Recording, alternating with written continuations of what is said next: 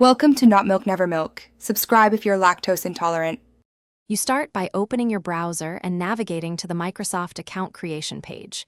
Make sure you are on a private or secure network and choose whether to use an existing email or create a new Outlook. Com address. Enter the email you want, then click Next to begin.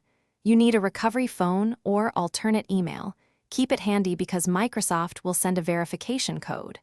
Once you have that code ready, proceed to the verification step without closing the page.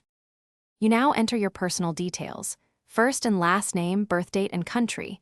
These help Microsoft customize security and services. Create a strong password, mix upper and lowercase numbers and symbols, then confirm it. Next, complete the CAPTCHA to prove you are human. This reduces automated signups. When Microsoft sends a verification code to your phone or alternate email, type it in immediately. Once verified, you will be prompted to review privacy options and optionally enable two-step verification for extra security. Finish by accepting the terms and clicking Create Account. Microsoft will log you into your new profile and offer a brief tour of account settings.